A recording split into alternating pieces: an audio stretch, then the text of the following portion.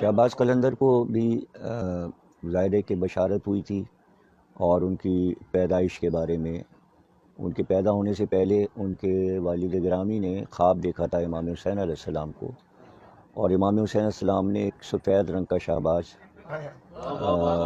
ان کے والد کو یہ کہہ کر دیا تھا کہ لو یہ ہم تمہیں ایک شہباز عطا کرتے ہیں۔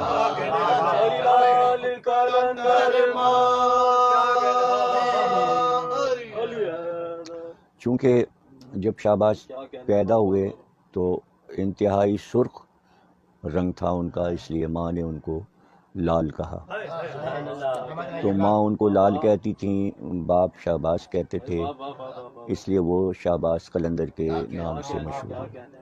لفظ قلندر ترکی زبان کا لفظ ہے، قلندر کے معنی آزاد کے ہیں، اور آزاد یعنی کہ جیسے کہ عربی میں ہم کہتے ہیں کہ حر، حر کے معنی آزاد،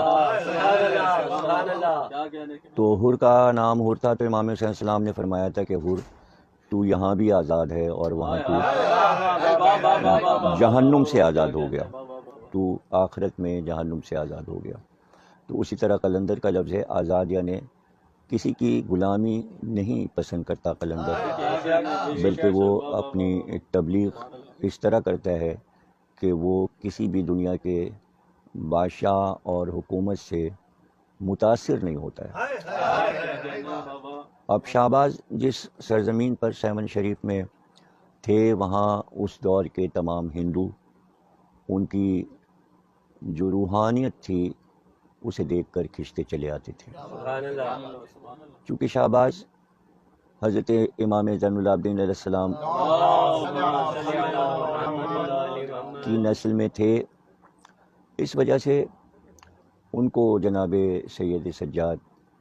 کی اسیری بہت یاد آتی تھی، اور وہ ان کی اسیری پر آنسو بہاتے تھے۔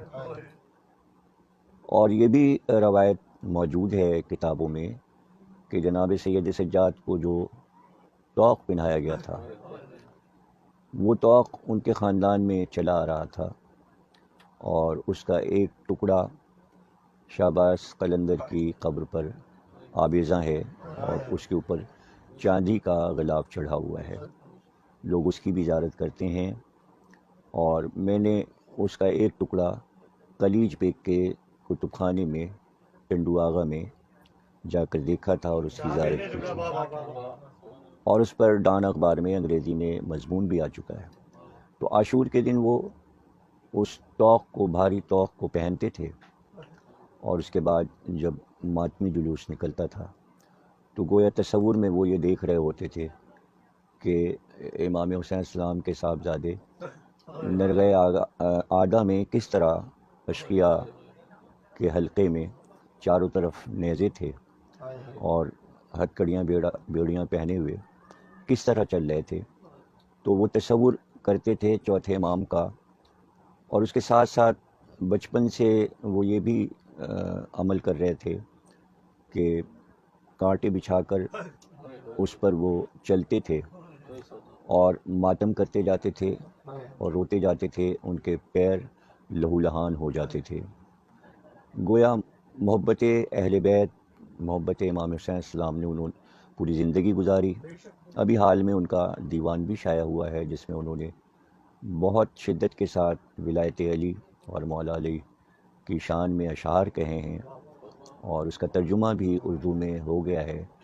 اگر وہ لوگ پڑھیں تو اندازہ ہوگا کہ وہ مولا علی کی محبت میں کتنے ڈوبے ہوئے تھے۔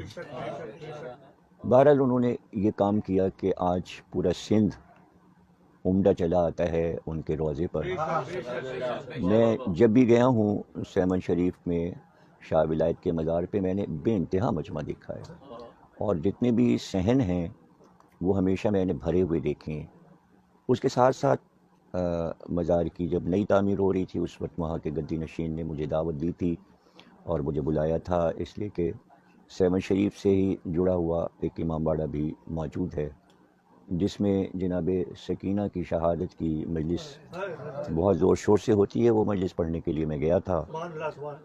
تو اس وقت میں اوپر بھی گیا تھا، گنبد تک گیا تھا، اور گدی نشین مجھے لے کر گئے تھے، میرے ساتھ کراچی کے بہت سے افراد تھے، اس وقت صحن تعمیر ہو رہے تھے، گنبد نیا تعمیر ہو رہا تھا، اور ذوالفقار علی بھٹو کے دور میں ایران کے بادشاہ نے سونے کا دروازہ بنوا کر ایران حکومت کی طرف سے شہباز قلندر کے روضے پر پیش کیا تھا، اور ذوالفقار علی بھٹو جو کہ وزیر اعظم تھے، انہوں نے اپنے ہاتھ سے اس دروازے کو نصب کیا تھا۔ سندھ کے جتنے بھی حکمراں گزرے ہیں وہ سب شہباز قلندر کے روضے پر جاتے ہیں اور ان سے بہت زیادہ عقیدت رکھتے ہیں، اور ہم یہ دیکھتے ہیں کہ سندھ کی آبادی امڑ کر ان کے عرس میں شعبان کے مہینے میں 2 دن کے لیے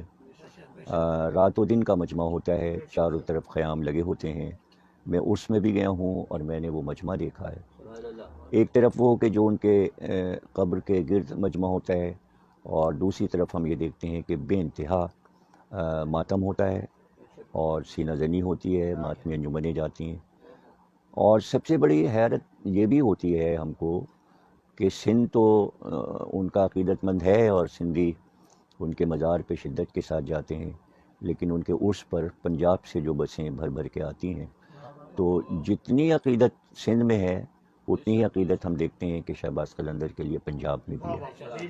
اب رہ گیا ہمارا کراچی کہ جو کہ مہاجرین کی آبادی ہے، جو ہندوستان سے آئے ہیں اور جن کی عزاداری سب صوبوں سے الگ ہے، جو ہندوستان سے میراث میں عزاداری لے کر آئے، لیکن میں ان ماتمیوں کو بھی دیکھتا ہوں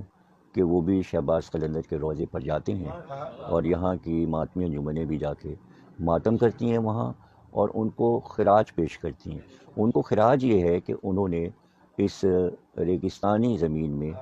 امام حسین کی عزاداری کے گلاب لگائے،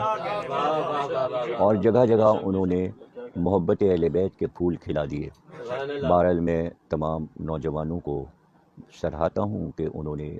شعبان کے مہینے میں ان کا پروگرام اس کرونا وائرس کے لاک ڈاؤن کے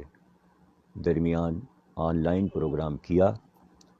اللہ انہیں جزائے خیر دے اور بانی کے درجات کو اللہ بلند فرمائے، اور جن لوگوں نے اس پروگرام میں حصہ لیا اللہ ان کو خوش رکھے اور آباد رکھے۔